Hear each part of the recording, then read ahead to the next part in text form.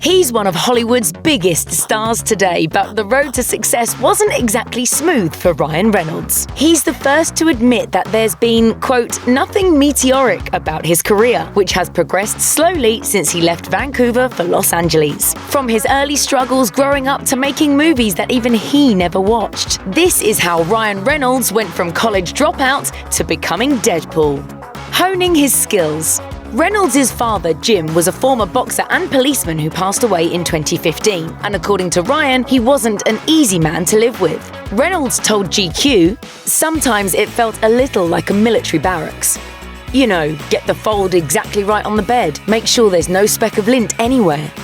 The fear of disappointing his father turned Reynolds into a self-proclaimed, really nervous kid, but it also helped him develop skills that would serve him well later in life. He told the mag, "I was extremely sensitive and incredibly perceptive. It was so acute that I really was able to jump into other people's skin."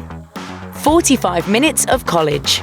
As a teen, he landed a role on Nickelodeon's 15, but after high school, the acting gigs dried up and Reynolds worked 2 jobs to make ends meet. He then enrolled in a college criminology course, but he lasted less than an hour, telling Variety, "I'm not being facetious. I spent 45 minutes in college and I turned around and said, I'm going to drive to LA and try to get into the Groundlings." Just before he made the move to California, he landed a role on The X-Files, though it did little for his confidence. We gotta kick some butt. Like I'm sure Bruno's doing in heaven right now.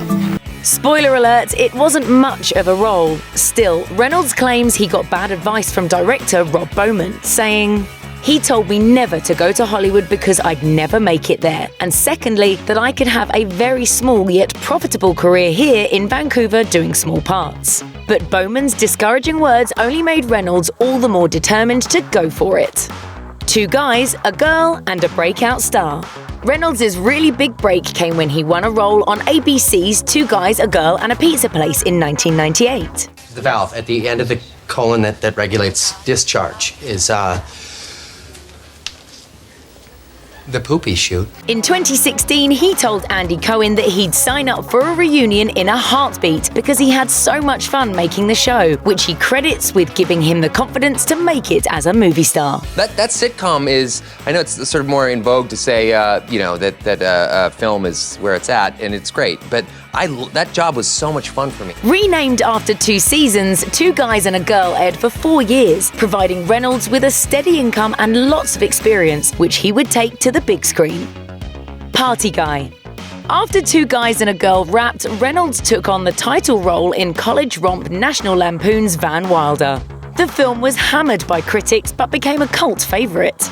I'm doing a human interest piece on you. Well, I'm flattered. I'd love for your piece to be on me. Van Wilder put Reynolds on the map and led to numerous offers, but he told GQ, "For years after that, I was Van Wilder. It made me the party guy. I would walk into a bar and people would start lining up the shots. You could sum up my career at that point as a free shot at a bar." Overcoming anxiety. In 2018, Reynolds revealed to the New York Times that the anxiety he experienced as a child still plagues him today. With 2 Deadpool movies under his belt and an X-Force feature on the way, he's at the top of his game. But told the Times, "I've always had anxiety, both in the light-hearted, I'm anxious about this kind of thing, and I've been to the depths of the darker end of the spectrum, which is not fun." What if I told you we can cure you and give you abilities? I'd say that you sound like an infomercial, but not a good one. After years of taking a hard-knock approach to his problem, he decided he needed to change, saying, "I realized it was time to just effectively light a match to my life and walk away. It's the best thing I ever did." Today, he keeps his anxiety in check using the Headspace meditation app. The Green Lantern Curse. After his role in Blade Trinity, Reynolds' fortunes were hit and miss. He won acclaim for his work in The Nines, Definitely Maybe, and Buried, but bombed with the Amityville Horror, Just Friends, and Smokin' Aces.